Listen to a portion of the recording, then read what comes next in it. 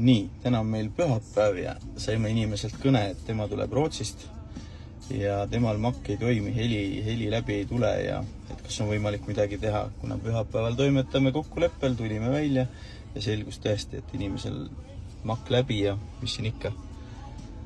Inimene ostis endale multimeedia, soovis ka pardakaamerat, tagorduskaamera läks juurde.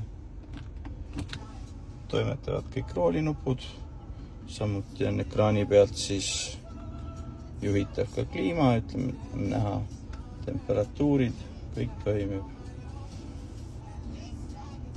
Ekraanil samuti siis CarPlay, Waze, Spotify, muud lisad. Lisaks siis samuti võimalik kasutada sisseehitatud navigatsiooni, mille jaoks meil internetti vaja ei ole. YouTube täiesti olemas, raadio ise ja autoks siis Škoda Octavia 2011 aasta. Järjekordne hea lahendus.